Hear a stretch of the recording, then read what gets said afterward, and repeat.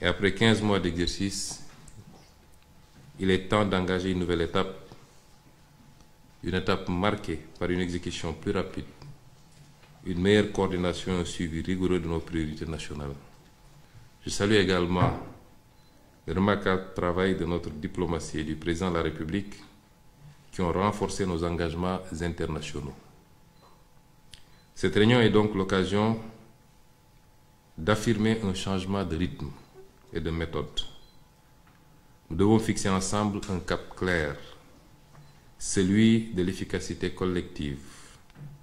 Pour cela, nous allons nous appuyer sur ce qui fonctionne déjà, afin de gagner du temps et d'optimiser notre action.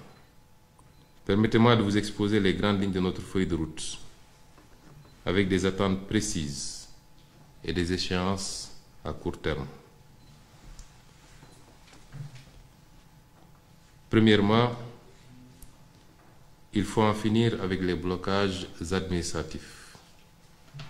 Aucun obstacle bureaucratique ne doit freiner l'action publique. Les courriers sans suite qui bloquent des projets structurants, c'est terminé. Deuxièmement, tous les projets financés et en cours doivent être accélérés. Troisièmement, les projets mûrs et inscrits dans la loi de finances rectificative doivent être lancés rapidement. Quatrièmement, pour les projets en attente, une task force sera mise en place sous l'autorité de la primature.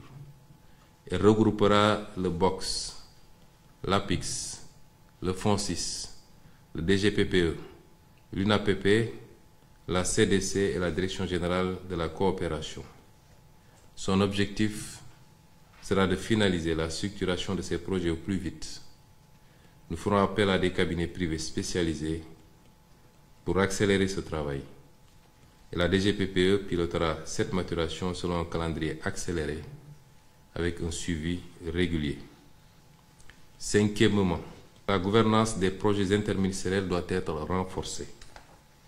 Les projets multisectoriels comme celui du numérique nécessitent une gouvernance claire et partagée. En attendant un modèle stable, la primature abritera les projets impliquant plusieurs acteurs. Sixièmement, chaque ministère devra assurer un suivi rigoureux des engagements internationaux et présidentiels. Des rapports trimestriels sur l'état d'avancement de ces engagements vous seront exigés. Septièmement, chaque ministère devra actualiser sa feuille de route avant la fin du mois de juillet. Ces feuilles de route devront être en cohérence avec les chantiers nationaux en cours. J'attends également des ministères concernés, tels que le ministère des Transports, de l'Industrie, de la Justice, de l'Intérieur, un plan détaillé de mise en œuvre des conclusions des États généraux et autres initiatives. Enfin, huitième point, la mobilisation pour le plan de redressement doit être totale. Dans les prochains jours, je présenterai ce plan de redressement d'abord en Conseil des ministres, avant d'en faire une présentation publique qui sera suivie d'une série d'activités pour le vulgariser. Un programme de communication soutenu sera déployé en août et septembre pour informer pleinement nos populations et toutes les parties prenantes. Pour conclure, je vais être clair.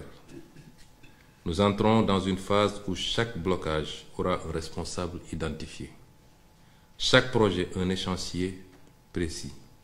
Et chaque ministre une feuille de route claire, suivie et évaluée.